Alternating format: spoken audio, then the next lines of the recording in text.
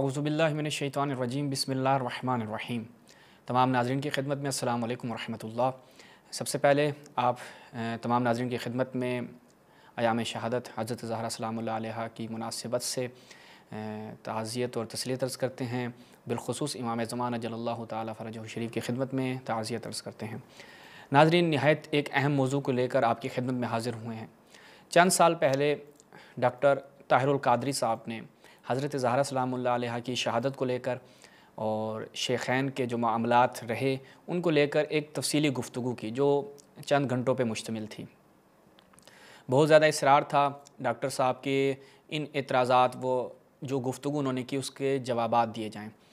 इस साल तौफ़ीक हुई अल्हम्दुलिल्लाह कि हम आपकी खिदमत में हाज़िर हों, और डॉक्टर साहब ने जितने भी एतराज़ात किए एक एक को बाकायदा मेंशन करके उनके एक एक हवाले का तफसीली रद्द इंशाअल्लाह आपकी खिदमत में पेश करेंगे। ये एक पूरी सीरीज़ होगी हमारी। इस सीरीज़ में जो रद्द पेश किया जाएगा वो उसमें मेरे साथ शरीक होंगे। आप जानते हैं इनकी तहकीकात से और इनके वीडियोस से आप बहुत इस्तिफ़ादा करते हैं। बहुत से एतराज़ात के जवाबात नवाज़ साहब को ये दे चुके हैं। जनाब बरादर अज़ीज़ अबू इमाद हैदरी साहब, अस्सलाम वालेकुम। इमाद भाई, क्या हाल है? खैरियत से हैं? रहमतुल्लाहि व बरकातहू। जी, अल्लाह का शुक्र। जी, इंशाअल्लाह चलते हैं सबसे पहले बगैर किसी तमहीद के पहले क्लिप की जानिब और देखते हैं डॉक्टर ताहिरुल क़ादरी साहब ने क्या बात की है। शुमारे एक। आज की नशिस्त में हम जिन मौज़ूआत पर इंशाअल्लाह ताला रोशनी डालेंगे उनमें सबसे पहले वो वाक़या है जो मौज़ू भी है और मकज़ूबा भी है। एक झूठा मनगढ़ंत वाक़या है जो सैयदना फ़ारूक़ आज़म रज़ियल्लाहु ताला अन्हु की शान अक़दस में तनक़ीस के लिए गढ़ा गया और अहले तशय्यो हज़रात ने कदीम ज़माने से मौज़ू रिवायत के तौर पर अपनी किताबों में दाखिल किया। जी, पहला एतराज़ जो कादरी साहब ने किया है वो ये कि हज़रत ज़हरा की शहादत का ये वाक़या एक मनगढ़ंत वाक़या है और कदीम ज़माने से तशय्यो ने इसी उन्वान से, यानी इसको मनगढ़ंत रिवायत के तौर पर अपनी किताबों में शामिल किया है। एतराज़ आपने समाअत फरमाया। इंशाअल्लाह अब आप इसका मुफस्सल जवाब समाअत फरमाइएगा। जी इमाद भाई। जी, औज़ु बिल्लाहि मिनश्शैतानिर्रजीम बिस्मिल्लाहिर्रहमानिर्रहीम अल्लाहुम्मा सल्लि अला मुहम्मद व आलि मुहम्मद व अज्जिल फ़रजहुम। देखिए, मोहतरम ताहिरुल क़ादरी साहब ने जो कहा है कि ये रिवायात जो हज़रत ज़हरा की शहादत के रिवायात हैं, ये अहले तशय्यो हज़रात ने कदीम ज़माने से, उनके अल्फाज ये हैं, कदीम ज़माने से ही मौज़ू रिवायत के तौर पर, यानी मनगढ़ंत रिवायत के तौर पर अपनी किताबों में दाखिल किया है। अब हम आपकी खिदमत में ये बयान करना चाहते हैं, चाहे वो जनाब ताहिरुल क़ादरी साहब हों या उनके फॉलोअर्स हों, इन तमाम के तमाम से हमारी यही गुजारिश है कि आप अपने जो ताहिरुल क़ादरी साहब की जो बात है उसे, मैं नहीं कहता कि आप 10 हवाले दें, मैं नहीं कहता आप 5 हवाले दें, मैं 2 का तकाज़ा भी नहीं करता। आप कदीम ज़माने से कोई एक हवाला मुझे दिखा दें जहाँ पे हमारे उलमा ने, अहले तशय्यो उलमा ने वहाँ पे इस रिवायत को, यानी हज़रत ज़हरा की शहादत की रिवायत को मौज़ू और मनगढ़ंत के उन्वान से वो अपनी किताब में दाखिल की हो। ये यानी आपने ये क्या करना है, ये आपने हमें साबित करना है। अगर आप ये साबित ना कर सकें तो इसका मतलब ये है कि जो ताहिरुल क़ादरी साहब, जी, ताहिरुल क़ादरी साहब के जो शुरुआत हैं, यानी रद पे, यानी रद के शुरुआत ही उन्होंने इस जुमले से किए हैं, वो हकीकत पर मबनी नहीं है। एकाश यहाँ पे ताहिरुल क़ादरी साहब जो है ना हवाले दे देते, यानी ये कहते थे जिस तरह अहले सुन्नत की किताबों में है। इब्न जोज़ी ने अल-मौज़ूआत किताब लिखी है, उसमें जो है वो रिवायात जो इब्न जोज़ी की नज़र में मौज़ू और मनगढ़ंत रिवायात हैं उन्होंने दाखिल की हैं, नकल की हैं। या इसी तरह आप दीगर उलमा जो अहले सुन्नत साहब ने लिखी है, या ख़ुद जो सिलसिलतुल अहादीस अज़्ज़ईफ़ा है वल मौदूआ अलबानी साहब के, अब देखिए उन्होंने हदीस लिखी है, उसका मबना यहाँ पे ज़ईफ़ और मौज़ू रिवायात जो है ना उनको जमा किया है। तो आपने किसी भी अहले इल्म से, यानी किसी भी शिया आलिम से, वो कदीम ज़माने से किसी एक मुतक़द्दिमीन में से, उन्होंने ख़ुद कहा है, हम तो शर्त नहीं लगाते मुतक़द्दिमीन की, ताहिरुल क़ादरी साहब ने ख़ुद कहा है कि कदीम ज़माने से। तो आप किसी एक आलिम का हवाला दे दें कि जिसने ये रवायत, हज़रत ज़हरा की शहादत की रवायत, वो मौज़ू और मनगढ़ंत उन्वान से, यानी इस हैसियत से, ऐसा हम थोड़ा सा इसको اور آپ کے لیے اوپن کر دیتے ہیں کہ کسی شیعہ متقدم عالم نے یہ لکھا ہو کہ ہمارے ہاں تشیع کے ہاں حضرت زہرا کی شہادت ایک موضوع اور من گھڑت افسانہ ہے، ایک افسانے کی صورت میں کہا ہو؟ جی، یہ کسی شیعہ نے کہا ہو تو پھر ہم آپ کی بات مان لیتے ہیں، اور یہاں پہ اس وقت آپ کی بات کی حیثیت اس لیے نہیں ہے چونکہ آپ نے اپنی اس بات کے اوپر کوئی ایک مثال بھی پیش نہیں کی ہے، کوئی ایک حوالہ بھی نہیں دیا ہے۔ آپ اگر حوالہ دے دیتے تو ناظرین کو بھی پتہ چلتا کہ آپ جو بات کر رہے ہیں وہ حقیقت پر مبنی ہے۔ جب آپ نے کوئی حوالہ دیا ہی نہیں ہے، اور ہماری طرف سے یہ لفظ چیلنج تو میں نہیں کہتا، میں تقاضا کرتا ہوں کہ آپ کوئی ایک حوالہ لے کے آئیں اور اس حوالے میں یہ ثابت کریں کہ کسی شیعہ نے یہ لکھا ہو کہ یہ موضوع منگھڑت روایت ہے۔ یہ پہلے جو طاہر القادری صاحب نے جو اس اپنی جو گفتگو کی ہے حضرت زہرا کی شہادت کے حوالے سے، اس کی جو سٹارٹنگ لی ہے اس کے پہلا جو ہے جملہ ہی یہی ہے، یعنی سٹارٹنگ میں یہی ہے۔ اب ہم اگر اجازت ہو تو دوسرے کلپ کی طرف جاتے ہیں کہ طاہر القادری صاحب آگے کیا فرماتے ہیں۔ چلتے ہیں دوسرے کلپ کی جانب۔ اور اہل تشیع حضرات پھر ان کی وفات کو شہادت کا نام دیتے ہیں۔ یہ اتنی بڑی تہمت ہے جسے معمولی سی عقل اور معمولی سا شعور رکھنے والا انسان، جس کی طبیعت میں تھوڑا سا عدل اور انصاف ہے، غیر جانبداریت ہے، وہ اسے کسی لحاظ سے کسی بھی پیمانے پر نہ قبول کر سکتا ہے نہ تصور کر سکتا۔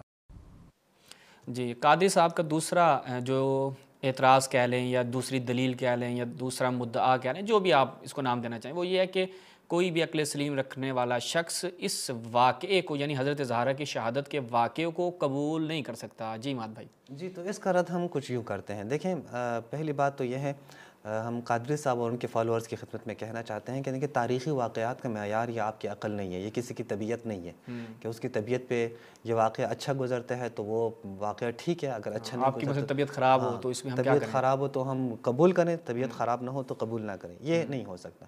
اور اگر ہم اسی کو مان لیں، یہ جو آپ کہتے ہیں کہ غیر جانبدار پتہ نہیں کسی لحاظ سے بھی کسی بھی پیمانے پر نہ قبول کر سکتا ہے نہیں تصور کر سکتا ہے، میں آپ کو کچھ مثالیں دے دیتا ہوں، ہمارے ناظرین کو بھی پتہ چلے گا کہ وہ ان واقعات کو قبول کر سکتے ہیں یا نہیں۔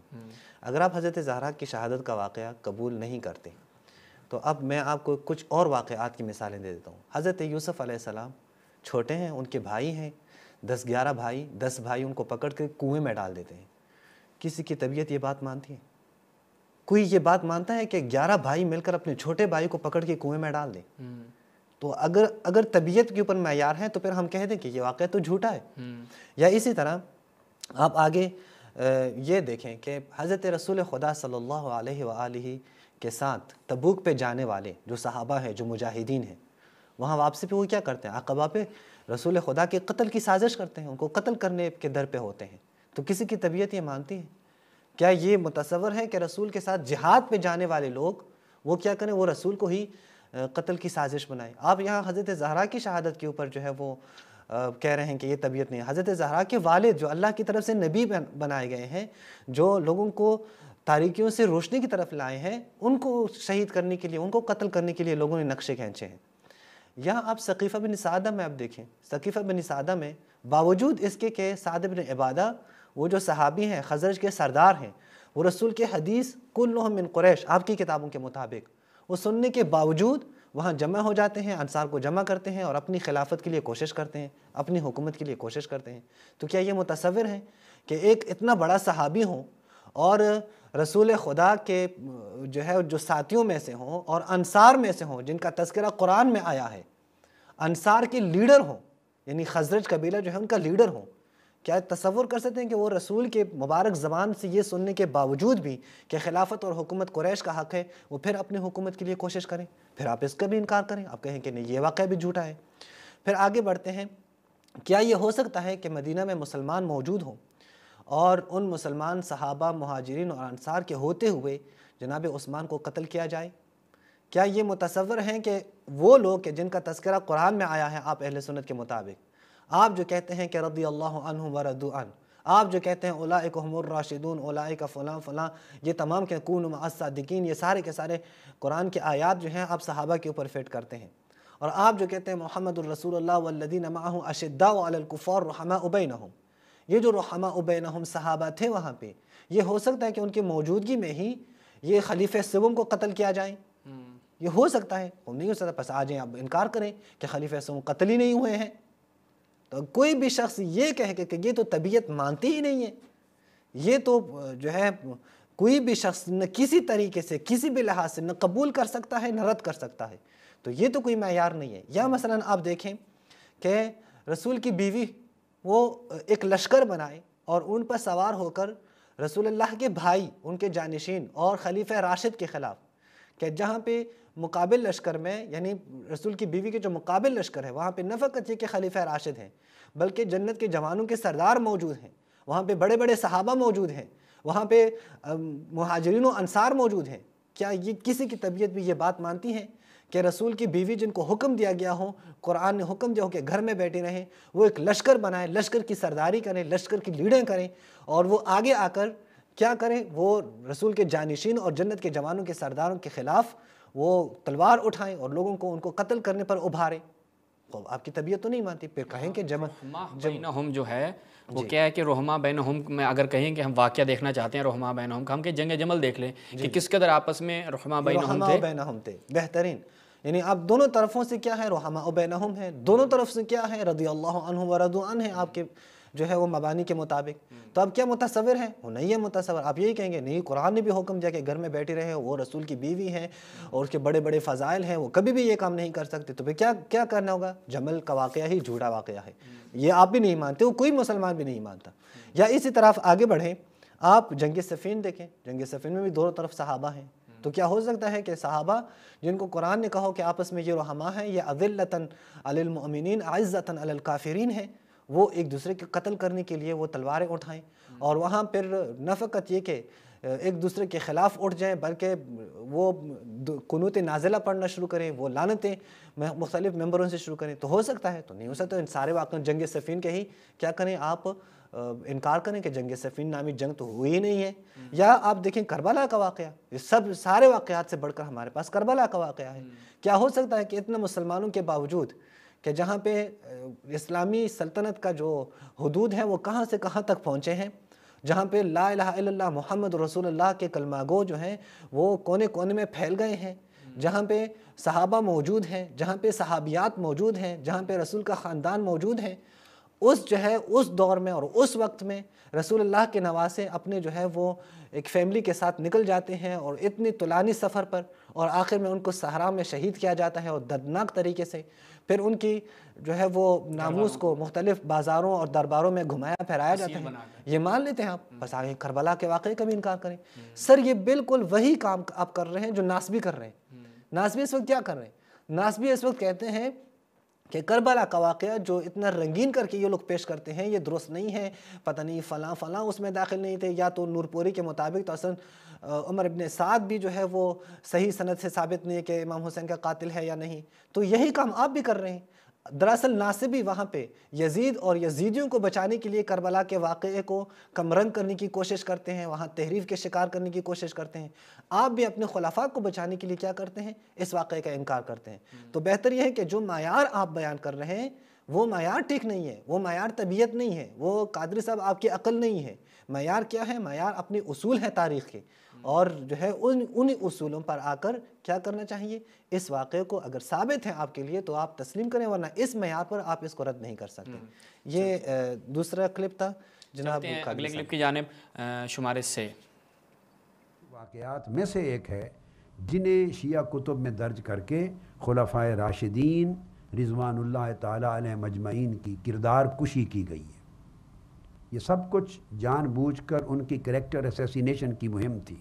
یہ شخص سلیم بن قیس، جس کی یہ کتاب اسی نام سے معروف ہے، اسے کتابوں میں کتاب سلیم بن قیس بھی کہتے ہیں، مگر اصل نام اس کا وہ السقیفہ ہے. یہ کتاب اٹ سیلف مکذوب اور موضوع ہے، جھوٹی اور من گڑت ہے، اور معتمد ثقہ اور بلند پایا شیعہ علماء خود اس کتاب کو رد کر چکے ہیں اپنی کتابوں میں. چلیں جی، اگلا اعتراض یعنی کچھ چلیں شکر ہے کتابوں کی طرف آئیں، اپنی طبیعت سے باہر نکلے ہیں. قادری صاحب نے کوئی محنت کی ہے بلاخر جو ان کو ایک تحقیق بنا کے دی گئی، ان کاغذات سے انہیں کسی کتاب کا نام تو لیا. ہم بھی چلتے ہیں اس کے جواب کی طرف کہ بھائی سلیم کی جو کتاب ہے اس کو خود شیعہ کے بڑے بڑے علماء نے موضوع اور من گھڑت کا ہے، آیا اس میں حقیقت ہے یا نہیں ہے؟ چلتے ہیں عماد بھائی کی جانب۔ اچھا، پہلی بات تو یہ ہے کہ قادری صاحب نے کہا ہے کہ یہاں پہ خلفاء کی کردار کشی کے لیے یہ روایت گھڑی گئی ہے۔ پہلے میں اس کے تھوڑے سے بیان کروں، پھر جو شہباز بھائی نے کہا سلیم کی کتاب کے حوالے سے جو قادری صاحب نے کہ پھر اس کے اوپر بات کرتے ہیں۔ دیکھیں یہ بات بالکل بھی قابل قبول نہیں ہے کہ کوئی بھی روایت آپ دیکھیں اور وہ آپ کے خلفاء کے خلاف ہو، آپ کہیں کہ یہ تو منگھڑت روایت ہے، اسے خلفاء کی کردار کشی کے لیے بنائی گئی ہے یا جو ہے نا وہ گھڑی گئی ہے۔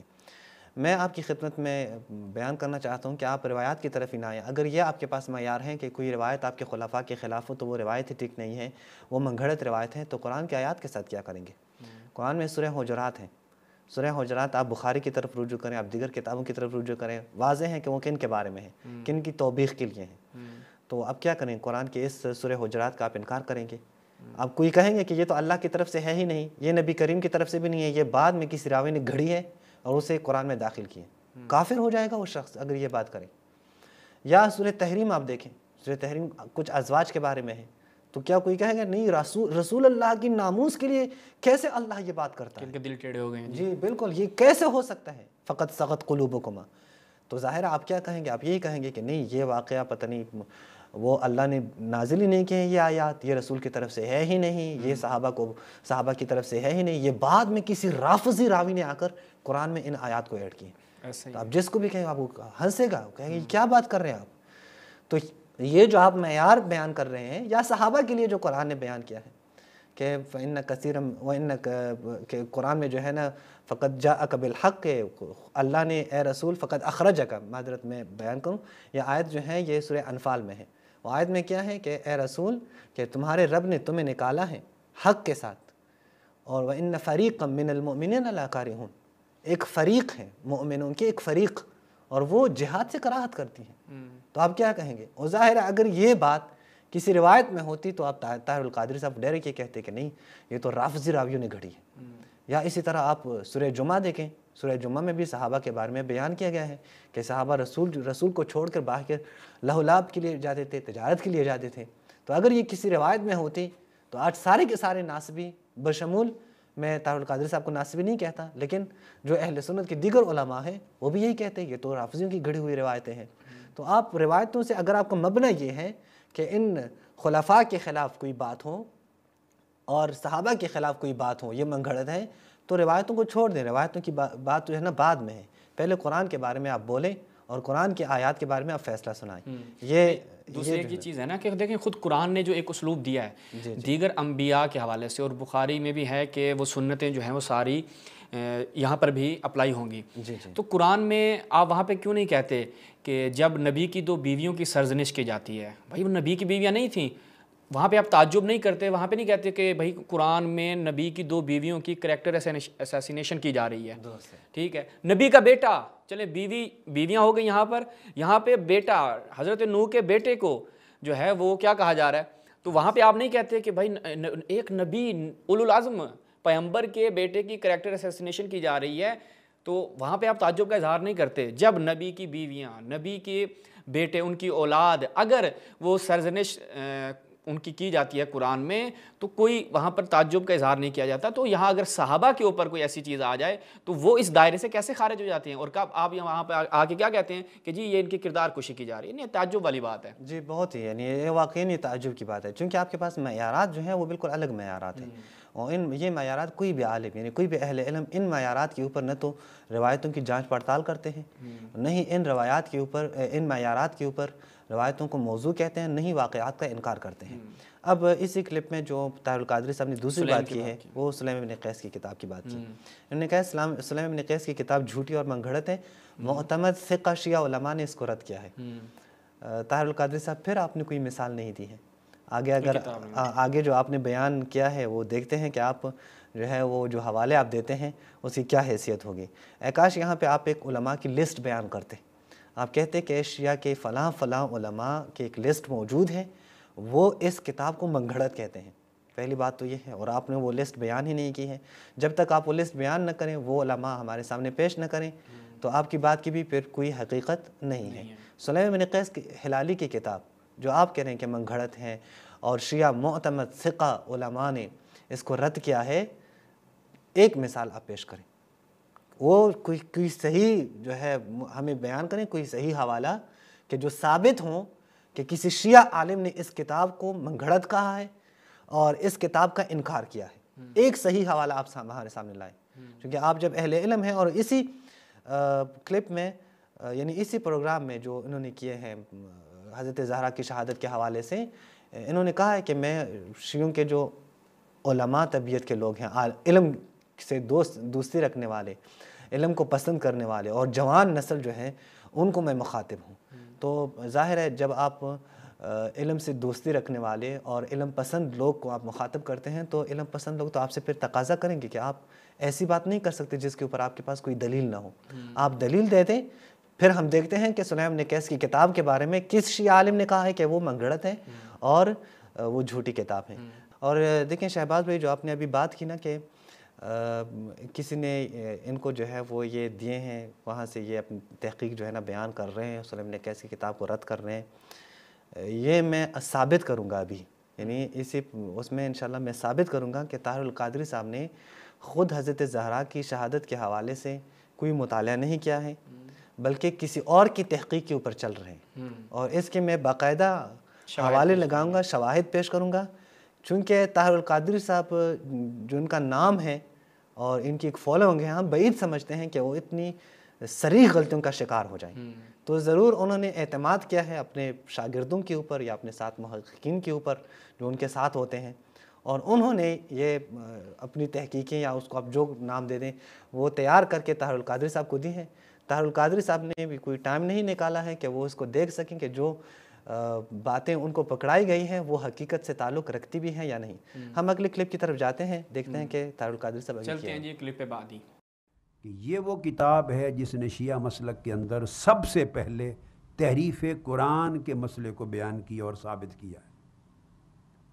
اس سلیم بن قیس نے سب سے پہلا ٹیکسٹ اپنے کلام کا درج کیا ہے کہ قرآن مجید معاذ اللہ اس میں تحریف کر دی گئی تھی، اور جو قرآن اب حالانکہ اس زمانے سے یہ تہمت لگا رہا ہے، جو قرآن مجید اے لوگو آپ کے ہاتھ میں ہے یہ وہ کامل قرآن مجید نہیں ہے، اس میں کئی آیتیں نکال دی گئی ہیں، کئی آیتیں داخل کر دی گئی. چلیں شکر ہے قادری صاحب جو ہیں وہ اب شواہد پیش کرنے کی طرف آئے ہیں کہ یہ کتاب سلیم ایک من گھڑت کتاب ہے، اور اس کے اوپر پہلا شاہد یہ ہے کہ اس میں قرآن کی تحریف کی باتیں ملتی ہیں کہ یہ موجودہ قرآن اس میں سے کچھ نکال دیا گیا، یہ کر دیا وہ کر دیا. جی عماد بھائی. تو اس میں جواب میں ہم یہی کہتے ہیں کہ جس طرح پچھلی باتوں پہ طاہر القادری صاحب نے کوئی دلیل نہیں دی، اپنی اس بات پہ بھی کوئی دلیل نہیں دی ہے. یعنی کتنی اچھی بات ہوتی کہ طاہر القادری صاحب حوالہ دیتے کہ اس کتاب سلیم نکیس کی کتاب میں فلاں حدیث وہ دیکھیں، وہ قرآن کی تحریف کے بارے میں ہے. دوسری بات، اور اس کلپ کے لگانے سے پہلے جو میں نے بات کی تھی کہ شہباز بھائی نے جو بات کی اس کی تائید میں اس کے اوپر پہلا شاہد میں یہی پیش کرتا ہوں کہ نہ فقط یہ کہ یہاں پہ جناب طاہر القادری صاحب نے دیگر لوگوں پہ اعتماد کیا ہے اس حضرت زہرا کی شہادت کے واقعے کے انکار میں، بلکہ یہ بھی ثابت ہوا کہ طاہر القادری صاحب کو خود کو تحریف قرآن کے بارے میں جو بحث ہے اس کی معلومات بھی نہیں ہے. چونکہ تحریف قرآن کے بارے میں کسی نے بھی آج تک نہیں کہا ہے، کسی شیعہ نے بھی، کہ باہر سے کچھ آیات جو ہیں وہ اس قرآن میں داخل کی گئی ہیں. اور طاہر القادری صاحب کیا کہتے ہیں کہ اس کتاب میں لکھا ہے کہ کچھ آیات وہ باہر سے داخل کی گئی ہیں کہ یہاں پہ قرآن مجید میں، حالانکہ یہ کسی کا بھی عقیدہ نہیں رہا ہے. یعنی یہ آپ بالکل یہ اظہر من الشمس ہے. کسی سے بھی آپ پوچھیں، کوئی بھی نہیں کہتا کہ قرآن کی فلاں جو آیت ہیں وہ قرآن کا حصہ نہیں ہے، وہ کسی نے داخل کی ہیں، یہ کوئی بھی نہیں کہتا. مجھے بہت تعجب ہوا کہ قادری صاحب جو اتنے مشہور عالم ہیں وہ کیسے اس طرح کی غلطی کے شکار ہوئے. ہم پھر بھی کہتے ہیں چلیں ان سے غفلت ہوئی ہے، اور لہٰذا پھر ہم اس کلپ کے جواب میں پھر وہی کہہ دیتے ہیں کہ آپ نے دلیل نہیں دی ہے، اور نیز خود آپ کو تحریف قرآن کے بارے میں کوئی علم نہیں ہے کہ تحریف قرآن کی بحث کیا بحث ہے، وہاں پہ کیا بحثیں ہوتی ہیں اور اس کی کیا حقیقت ہے. اگر آپ کو پتہ ہوتا تو آپ یقیناً یہ بات نہ کرتے کہ باہر سے کچھ آیات قرآن میں داخل کی گئی ہیں. حالانکہ اس کتاب میں بھی نہیں لکھا ہے، کوئی بھی یہ نہیں کہتا کہ باہر سے کوئی آیت وہ قرآن میں داخل کی گیا۔ اے کاش قادری صاحب یہاں پہ وہ سلیم بن قیس کی روایات پڑھ لیتے جو قرآن کی تحریف کے بارے میں ہے۔ ہم اب بھی کہتے ہیں اگر آپ کو سلیم بن قیس کی کتاب میں ایسی روایات ملتی ہیں تو آپ پیش کریں، پھر اس کے بعد اس پہ بات ہوگی۔ بسم اللہ کریں۔ یہ ان کے قادری صاحب کی مثال وہی ہے عماد بھائی کہ ایک بندے نے ریسکیو 1122 والوں کو کال کر کے کہا کہ میں گم ہو گیا اور مجھے ڈھونڈ لو، ٹھیک ہے۔ اب ہمارے اوپر انہوں نے ایک بات کر دی ہے کہ بھائی اس کی کتاب میں یہ چیز آئی ہے، ڈھونڈو۔ اب وہ روئے زمین پر اگر نہیں بھی ہے نا تب بھی آپ نے ڈھونڈنی ہے اور ایک آپ نے بات چھوڑ دی ہے۔